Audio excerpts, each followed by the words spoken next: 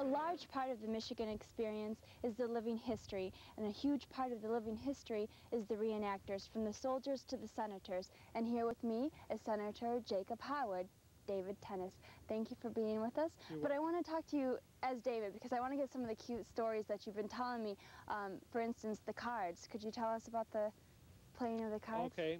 A lot of times the soldiers would be encamped near each other, the two armies. They would actually visit the opposite side in the evening. You have to remember that because the American Civil War is unique in that these were all Americans fighting, okay? They were brother against brother, father against son, cousin against cousin. So sometimes these relatives would actually meet on the battlefield from opposite sides. They would meet in the evening, they would cross lines, they would play cards together, they would sing songs together, they would trade newspapers. The South had a large supply of tobacco, the North had a large supply of coffee. The soldiers would trade these two commodities. The next day they would be on the field again shooting and killing each other. Robert E. Lee lived on a plantation across the Potomac River from Washington, D.C. in Arlington, Virginia.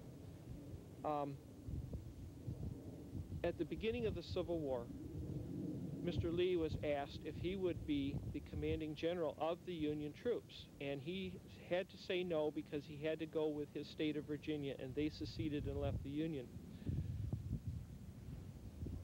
As a slap in the face to Mr. Lee because of his rejection of this offer, shortly after the war was progressing and they had a lot of Union bodies to bury, the soldiers,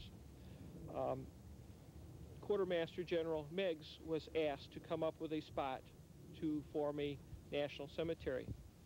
And he immediately thought of Arlington, the plantation home of Robert E. Lee across the Potomac. And so they started burying Union soldiers in his front yard. This was to prevent Mr. Lee from ever coming back and living at this house.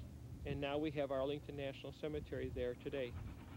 A lot of people don't know this, but General George Armstrong Custer was actually from Monroe, Michigan. And you got an interesting little fact about him.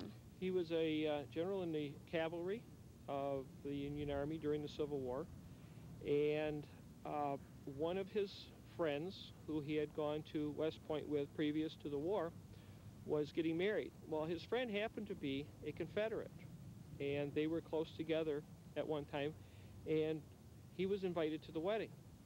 So, under a flag of truce, he actually crossed the battle lines, went to a Confederate wedding for his friend.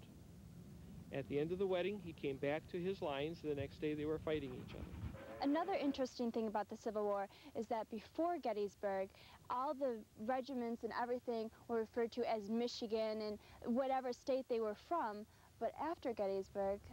Well, during the whole war, they were actually regiments from each particular state.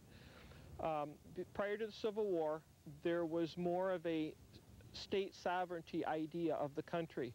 In fact, up through the Civil War, it was referred to as these United States, showing separate states as having the sovereignty. After the end of the Civil War, the government became more federalized, and it became known as the United States. So people talk about one of the reasons for the South seceding was the idea of states' rights, but yet the states' rights still held in the North even too, because there were the Michigan regiments, the Ohio regiments. These were all volunteers. They were not a part of a national army at that time. They were all volunteer regiments from each individual state that came and fought. And so the Civil War changed this whole idea of sort of separate state sovereignty into a more national idea.